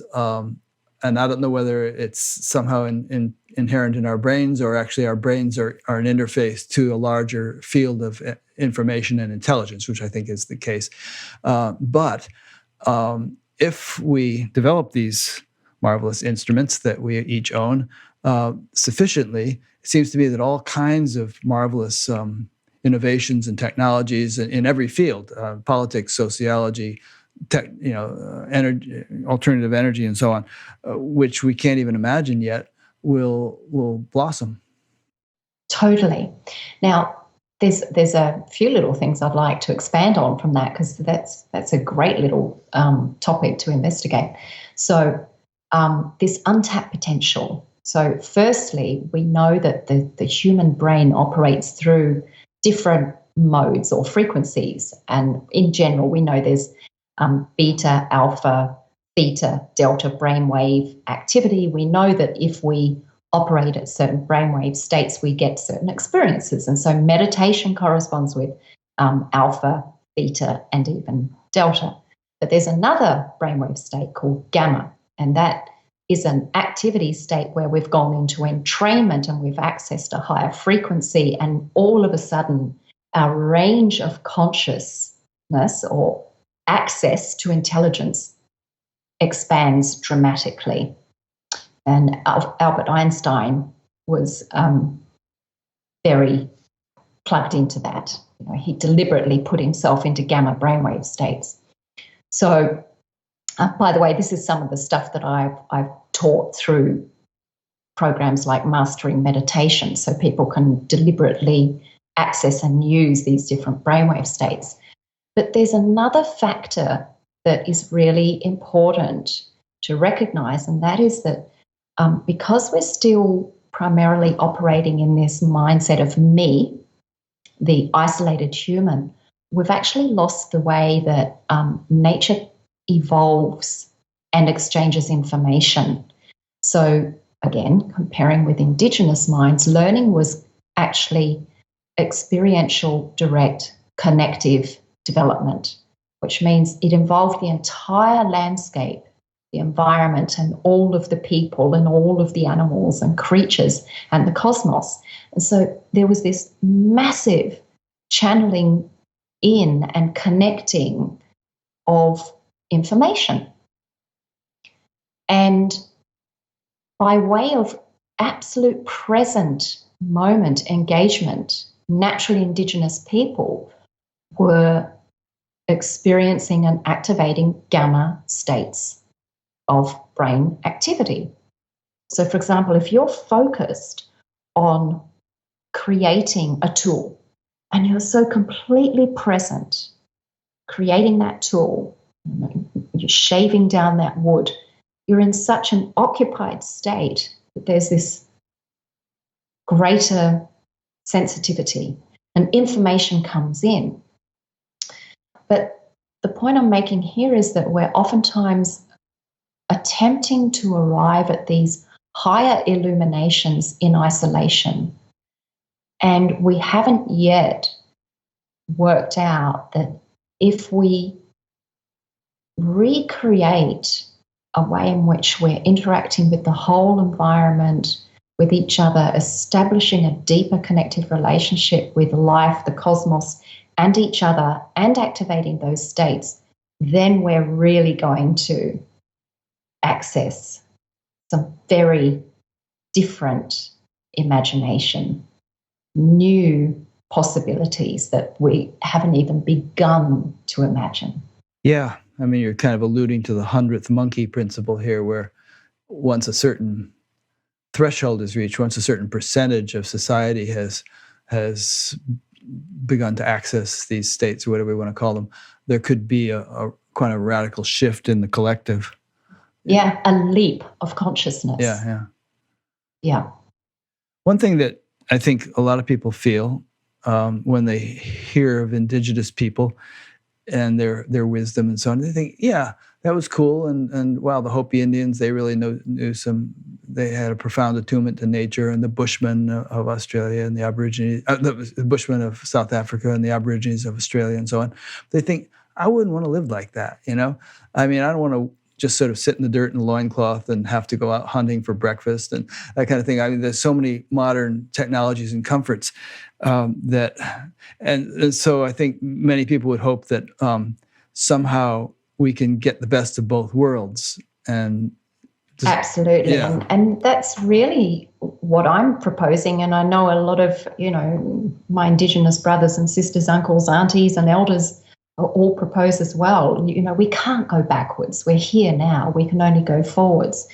However, there are underlying principles that are relevant to all time, all place, all people, all things.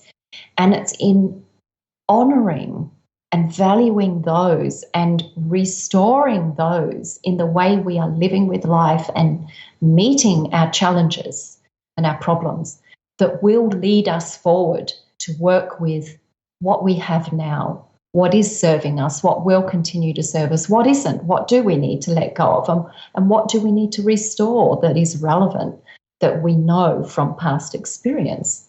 So I certainly do not propose for one moment that we're meant to abandon our comforts and our modern technology, but rather that we need to instill these unifying and universal principles into our lives.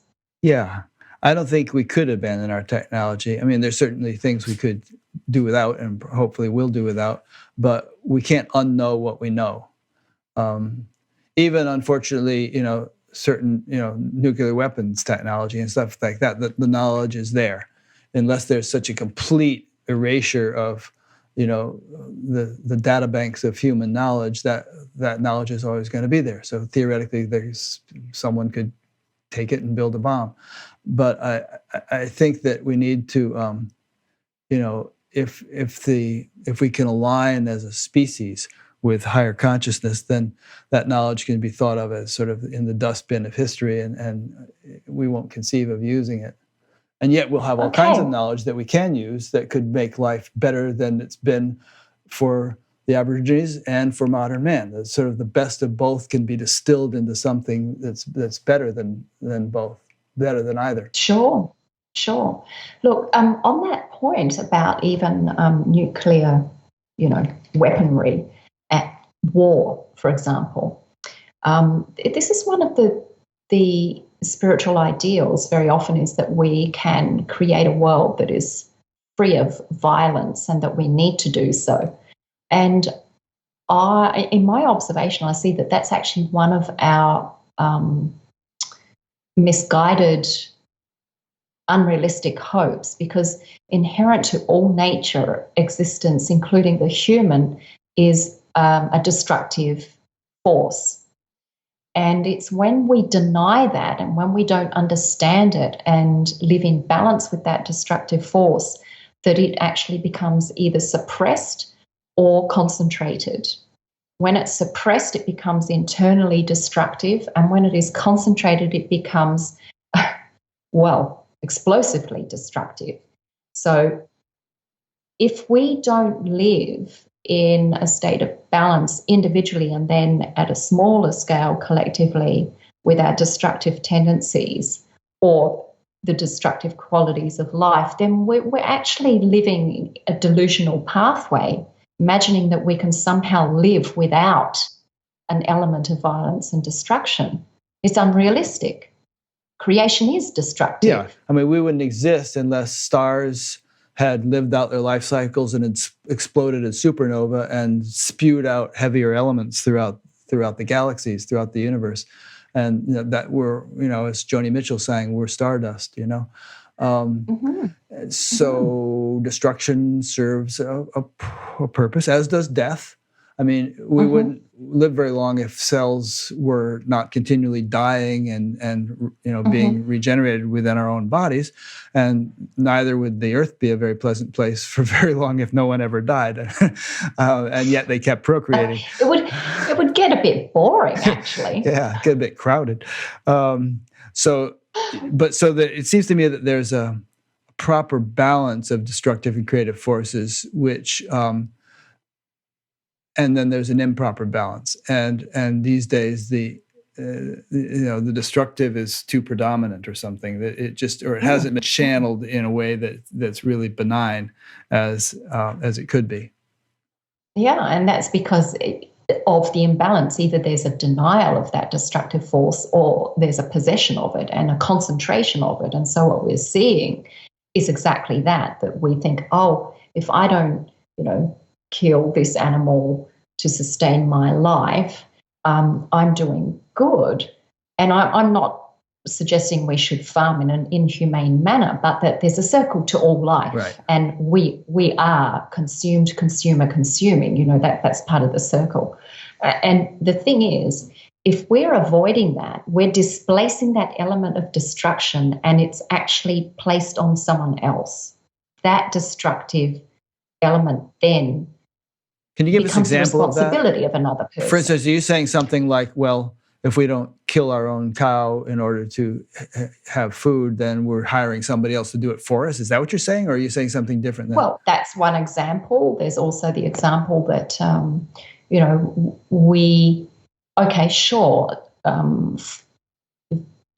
eating, consuming plants, farming with plants is apparently measured to have less impact environmentally.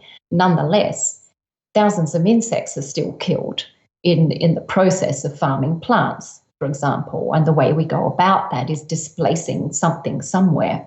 When we live in a peaceful society and we deny our own destructive tendencies and we don't own up to that, we allow another country to assert a concentrated force onto a different country. And this is where we see these regimes of dominance arising, because actually that ownership and the balance of, the shadow self is not sitting at a stable, present level equitably Yeah. in ourselves individually and as a society. So envision for us a society in which it was properly balanced and the destructive and creative forces were in proper proportion. How would that look? How would that play out? Well, again, I would imagine that we're living much more in accord with the natural forces, that we see the sacred relationship between all things and we respect it rather than abuse it. And so I see that it's not so much what we eat that's the problem, it's our relationship with life resources that is the problem. That's one example. Yeah. So if we restore a sense of sacred respect and balance to the way we actually live, the resources we use, for example, come back to a sufficient mindset, then we're not going to be greedy and we're not going to rape and pillage the planet. We're going to live in greater harmony, for example, permaculture.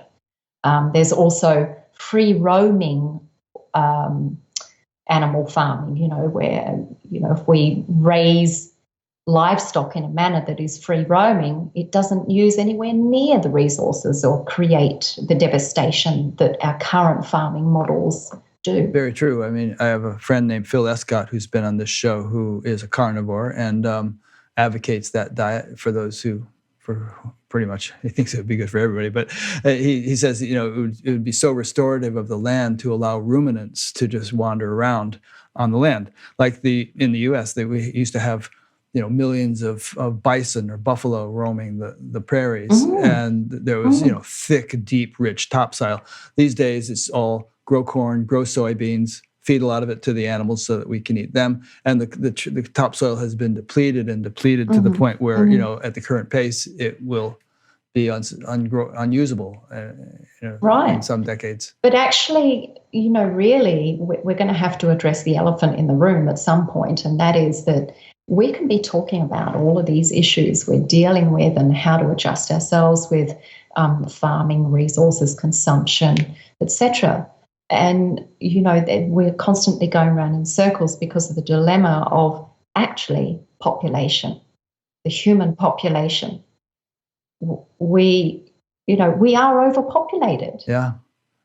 And as a consequence, we're not able to live in a greater balance with the environment because actually there's too many of us occupying the space and too many mouths needing, more consumption.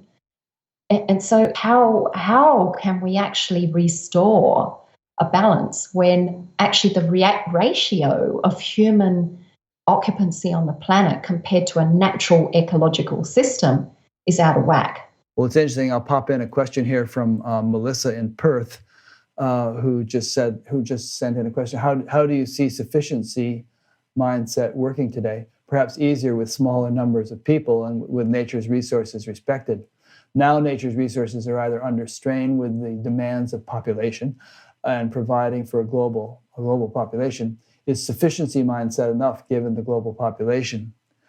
Yeah. So well, I've just alluded to that point, haven't I? Yeah. And I see that, like I say, I call it the elephant in the room, because who really does want to go there and admit the fact that we are actually overpopulated, and what are we really going to do about it?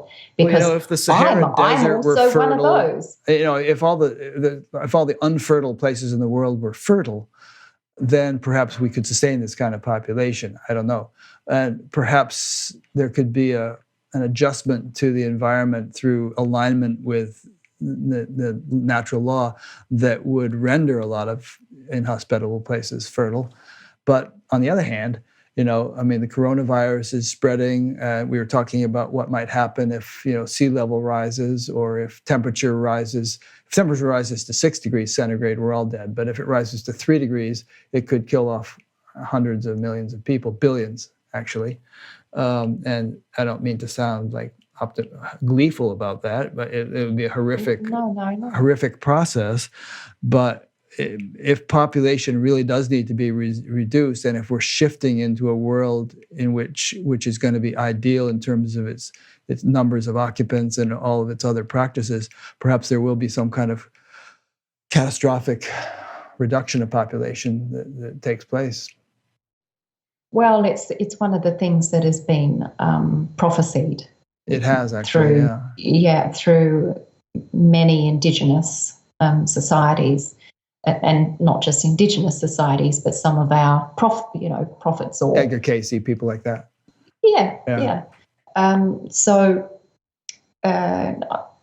my sense is that it's inevitable in some degree that there are going to be some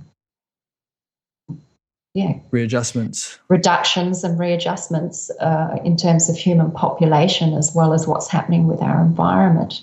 And I don't mean to say this in a way that sounds cold, but rather from the perspective of just purely what is, observing what is. Nature existence is not precious. It's not attached to any one thing or place. And I think humans have become way too precious and attached to our own existence and our own, supposed superiority. Yeah. Well, nature wasn't attached to the dinosaurs. They were doing fine for a couple 100 million years, and all of a sudden an asteroid came along and boom, changed the page. And I'm sure that in this vast universe, that happens on a regular basis to planets populated by beings much more highly evolved than dinosaurs. It could happen suddenly, it could happen slowly, and we have a very, constrained vision of our history. My editor is going to go nuts. I was just doing that while I was talking. Sorry. So, I think importantly here is to strike a balance between an acceptance and an acknowledgement for the much bigger picture, and a surrender and a trust in that, and also hope that we can respond consciously and with greater imagination and with love. We can bring love and new vision to what is happening in the world. And each of us who, consider ourselves on a spiritual journey are central to that. Our own ability to recognize ourselves, each other, and the nature of existence is allowing us to access a greater love and a more conscious response to what is happening in the world. Yeah. What you said, those of us who consider ourselves on a spiritual journey. I was once on a boat ride on Lake Lucerne with Maharishi Mahesh Yogi in 1974. And we were talking about this topic of the society, radically shifting and kind of a possibly cataclysmic phase transition in the world. And someone said, well, how can we survive that? How can we survive the phase transition? And he said, hold on to the self. And what he meant by that was, get in touch with your innermost nature. And then come hell or high water, no matter what happens, you'll have a foundation. You may move on to another plane of existence. You may stay on this plane, but whatever happens, you'll be rooted in that which just is indestructible. Absolutely. That is it. And that's the way that we ultimately know peace, and our ability to respond emerges from that. So, oftentimes people kind of think, oh, it's a resignation, if we say, well, it is the way it is. No, it's not a resignation. It's a recognition. And when we know our true self, we have a poise in the midst of that. It's both trust and surrender and acceptance of what is and what will be, and this incredible, loving, conscious capacity to respond. And to respond here now, because that's all we have. We can only respond here now. So it's not who am I, it's what am I? What am I this moment? I am energy. I am love. I am consciousness. I'm present here. Yeah, it's interesting. In the Bhagavad Gita, Arjuna said, well, I don't want to fight this battle. And Krishna said, well, you have to fight this battle. This battle has to be fought. In fact, I've already killed all these warriors. You just have to actually act it out. And Arjuna was saying, I'm not going to do it. But then finally they came around to the point, Krishna said, established in yoga, established in union, perform action.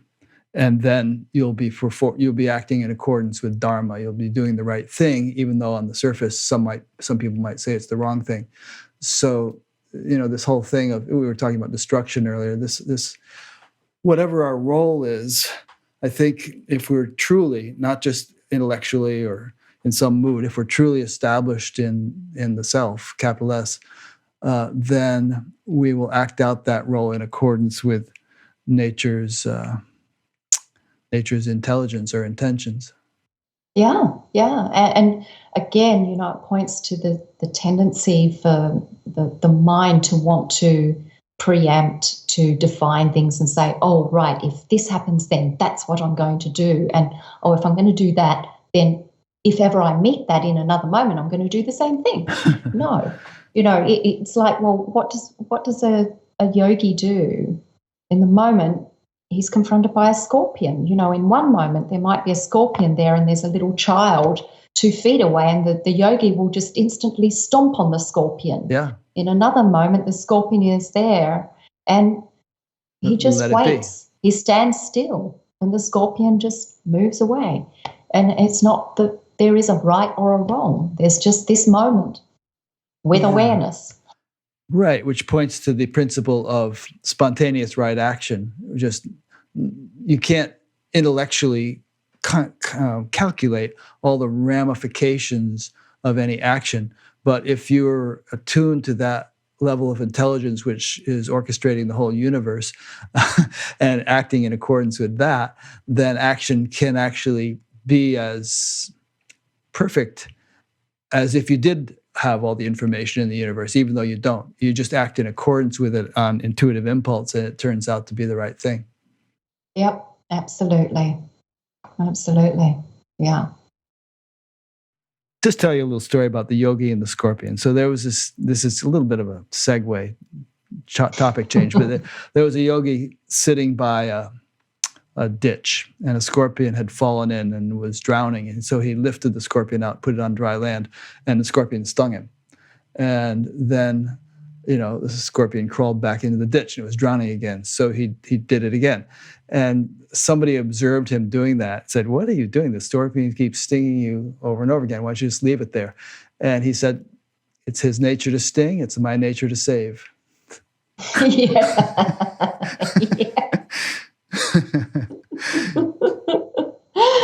Yeah.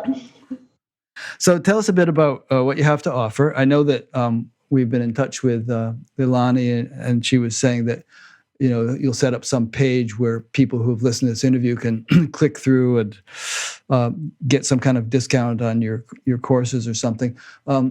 If people are feeling inspired to get involved in what you're offering, what is that, and what would that involvement entail? Sure. So the primary platform that you can engage with everything I'm doing now is called The Awakening Place. And that's where you can join in for free the regular talks that I offer. At a deeper level, if you actually join membership, you get the highlights of talks, you get to access the body of works that I've produced as content and products and programs, etc. And there's a huge amount of content in there. So it's hours and hours and hours of interesting discoveries and support, really, for your own journey to find that deeper connection in yourself and to make sense of this whole journey, because let's face it, it's not always easy to navigate or to understand how and why we are experiencing what we are, and how to align ourselves in a different way, how to come back to our true nature. So on the one hand, we know all sages, all teachers say the same thing, that fundamentally it's very simple. In truth and principle, it's simple, but in practice, it's complex.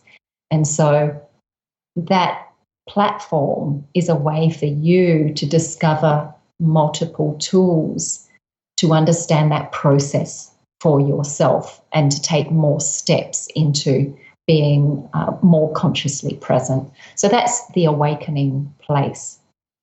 And then, of course, there's the books. So my latest book, the most recently published one called Awakening You, is really, it's a compendium, and it outlines the root conflict of all humanity. So what is underlying, what's the root cause of all conflict, and then the 6 symptoms of conflict and how that it's relevant to every single one of us. And so it draws a circle around our individual self and how we got into a state of conflict to start with, and how that trickles through from ourself into relationships, into our relationship with the environment and resources, and as a collective society, and then what's happening on the earth. And really what our quest is now, how we can address that, how we can navigate our way to a place of restoration. And then the other thing is, take a look at the website, because there's some new material on the website that you may not have seen before. It's more current, that is the regeneration work, the campaign. Like I say, it's a collaborative campaign to bring more and more people together, unified on that same quest we all have to regenerate what is happening in our lives and in the world, and the 4 pillars of law. Great. A lot of spiritual teachers and spiritual people these days talk about integration and embodiment, which I think means, integrating the depths of our experience into our relative life, into all facets and phases of it.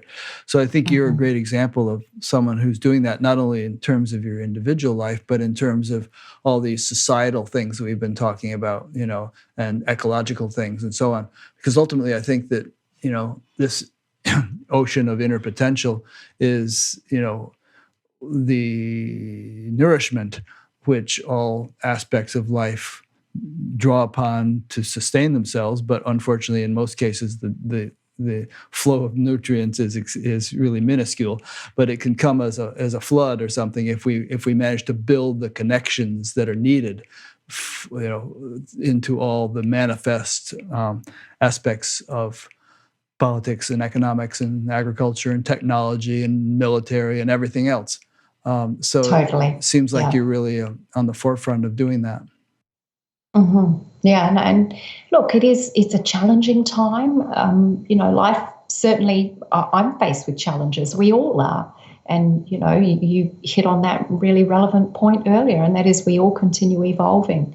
But at the same time as it being challenging, it is exciting. It's an incredible time to be alive and to be expanding our awareness, because always at the time of great, great crisis and challenge is a time of incredible possibility and opportunity.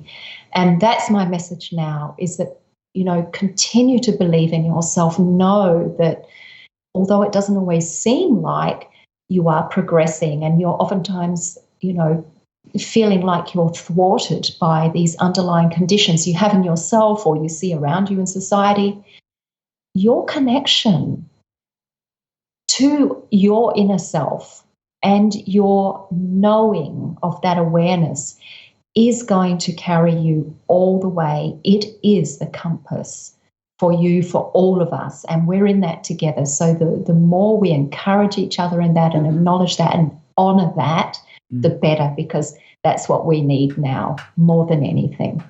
Very important. And you just kind of said it, but find like-minded souls. They're out there. And if you live in the boondocks someplace, then you can find them online these days, because it really does help to have kind of a community of people who are on the same wavelength, whether Totally. you're with them physically in the same spot or you're connected with them, Yeah. electronically. I think that's so important. We are not alone. Yeah. You are not alone. You're not isolated. And I love the way you call it the boondocks. Here in Australia, we have a similar term, but it's whoop whoop. Whoop whoop. You're out in whoop whoop. Yeah. Well, that was actually one of my initial motivations for starting this thing is I was meeting people who, even though I live in a fairly spiritual community where a lot of people meditate, I was meeting people who had undergone an awakening, and they would tell friends, and the friends wouldn't believe them because they seemed like the same old person they've always known. And so I kind of wanted to get the message out there that this is happening to people, and that they don't have to appear to be floating 2 feet off the ground or, uber special. It's happening to ordinary people, and therefore it can happen to you. Exactly. And look, after all, we are all human.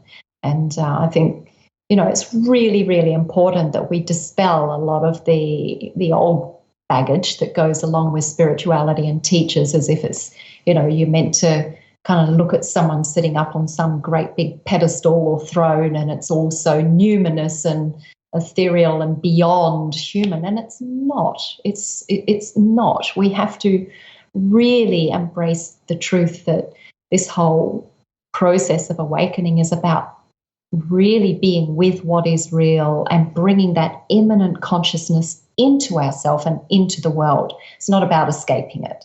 Yeah. It's about being here.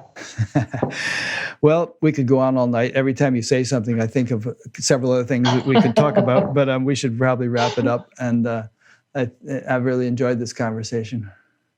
Me too. Thank you so much, Rick. And it's just wonderful, the work you're doing. What a great opportunity and platform for people to hear more of these different experiences and journeys, and, reflecting back how really it's the same for all of us. We're in it together. So thank you. Oh, you're welcome. It's a pleasure. So those who've been listening or watching, there will be, Isira will have a page on Batgap, as all the interviewees do, and from there you'll find links to her website and some of the things she's spoken about, her books. And while you're on the website, if you poke around a bit, you'll see that there's a link to an audio podcast. There's several other interesting things under the menus. Just explore, and you'll find what we have to offer. Next week, I'll be speaking with, I think it's Roger Walsh, who has come very highly recommended. So stay tuned, and we'll see you for the next one. Thanks, Isira. Thanks, Rick. Have a good day over there. And you have a happy now. Yeah. Moment to moment. Yeah. That tends to be the way it is. Fantastic. All right. Take care. You too. Much love. Much love to you.